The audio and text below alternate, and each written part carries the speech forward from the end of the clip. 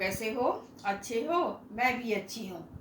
तो अब तक हम लोगों ने एक कविता और दो पाठ, पाठ एक बंकुशाही की प्यास और पाठ दो तोते का जन्मदिन, हमने का पूरा समाप्त कर लिया है।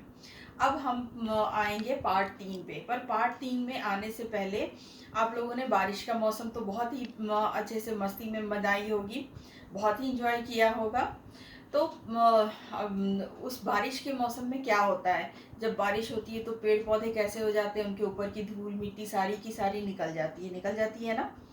और वो बड़े हरे भरे दिखने लगते हैं। तो हमारा जो जितना भी आसपास का की प्रकृति है वो बहुत ही सुंदर हरी भरी दिखने लगती है। पौधे बड़े हो जाते हैं, फूल भी खिल जाते हैं और हर चीज़ हरी भरी अच्छी दिखने लगती है ना। तो और मौसम भी अच्छा हो जाता है। लेकिन जब बारिश होती है तो बारिश जब ख़त्म हो जाती है तो उसके बाद क्या होता है, हमने कभी आसमान में देखा है, हमें कुछ दिखाई देता है जो सतरंगी होता है। सतरंगी का मतलब 7 रंगों वाला। तो हमको आसमान में ये दिखाई देता है, इसको हम क्या कहते हैं? इंद्रधनुष। और ये 7 रंगों का होता है। ये कितने रंगों का होता है?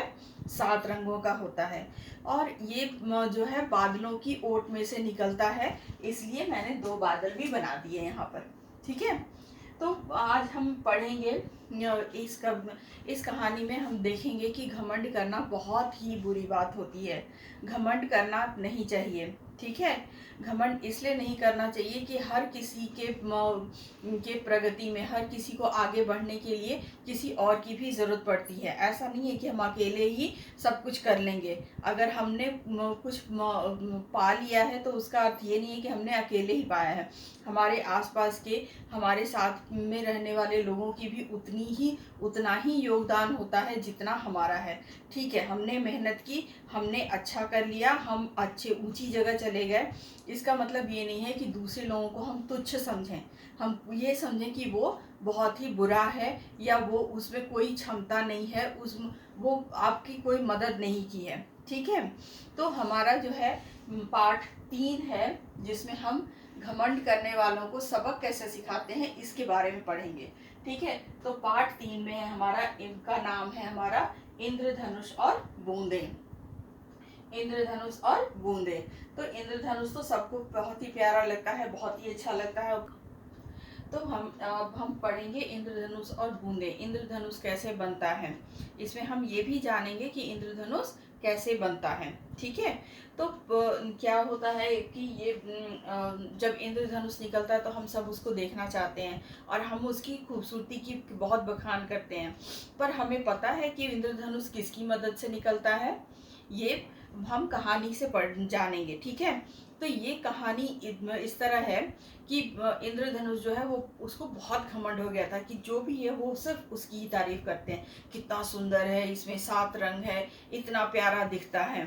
ठीक है। तो उसे बहुत घमंड हो गया था और वो रोज अपनी बड़ाई करता था कि मैं तो इतना सुंदर हूँ, मैं बहुत ही सुंदर हूँ, मुझमें 7 रंग है, मैं चमकीला हूँ और मैं जब निकलता हूँ तो सब लोग मुझे देखने के लिए दौड़ पड़ते हैं, सब मेरी तारीफ करते हैं, सब मेरी प्रशंसा करते हैं। और तो उसके आसपास में जो बूंदें थी, पानी की बूंदें थी और बादल, तो वो सुनते थे, रोज सुनते थे। पर हर रोज अगर कोई ऐसे बोलेगा, सिर्फ अपनी ही बड़ाई करता रहेगा तो और दूसरे के महत्व को नकार देगा, नहीं सुनेगा, तो क्या होगा? क्या होता है, तो फिर बूंदे जो है वो बोलती कि ठीक है, हमें पता है तुम 7 रंग के हो, बहुत सुंदर हो और बहुत चमकीले हो, लोग तुम्हारी तारीफ करते हुए नहीं थकते हैं, जब तुम निकलते हो लोग देखना चाहते हैं तुमको। तो इसका मतलब ये तो नहीं है कि तुम और लोगों के रोज ही बोलते रहोगे ये। तो इंद्रधनुष ने बहुत ही गंदे तरीके से बूंद को डांट दिया। उसने बोला कि तुम हो क्या चीज़, इतनी छोटी सी तो बूंद हो, किसके पैरों के नीचे आ जाओगी, कब रौंदी जाओगी, तुम्हें पता भी नहीं है, तुम्हारा कोई महत्व है, तुम्हारा कोई महत्व नहीं है। तो बाकी बूंदें भी सुन रही थी। वो सारी की सारी फिर सूर्य के पास गई और सूर्य से बोला कि इंद्रधनुष तो बहुत ही घमंडी हो गया है और वो हमारी बेइज्जती भी कर रहा है, तो ऐसा कैसे चलेगा? तो सूर्य ने कहा कि ठीक है, हम अब इस इंद्रधनुष को सबक सिखाएंगे। ठीक है। तो उन्होंने बोला कि इसको तो हम सबक सिखाएंगे।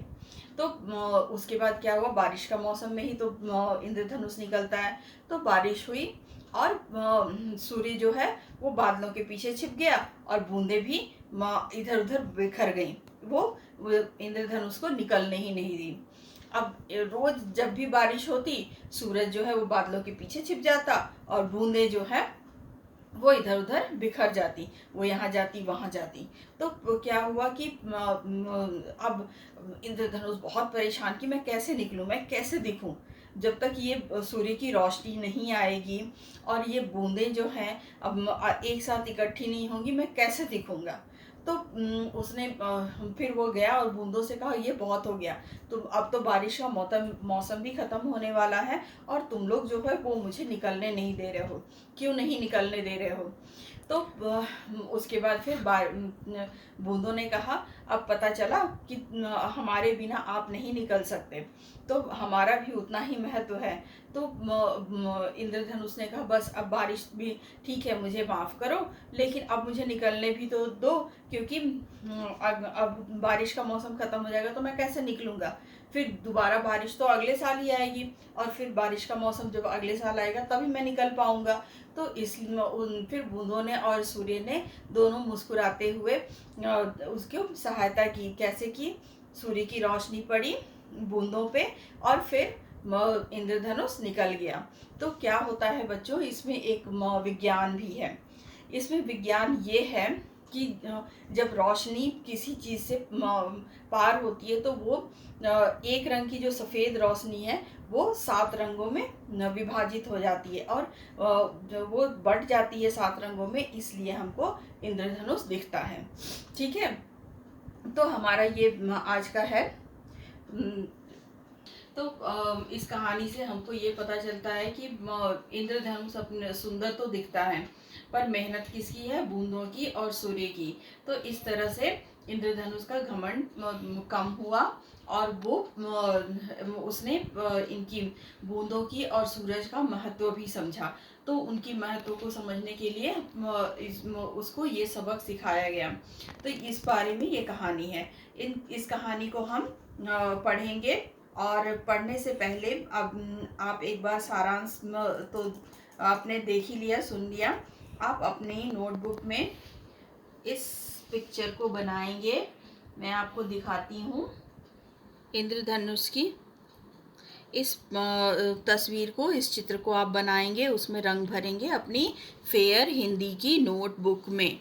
ठीक है, तो इसके साथ मैं ये पाठ यहीं पे समाप्त करती हूँ। घर में रहिए, स्वस्थ रहिए, अच्छे से रहिए और खुश रहिए। ठीक है, और पढ़ाई कीजिए, होमवर्क सारे के सारे करके मुझे भेजिए। ठीक है, गुड बाय।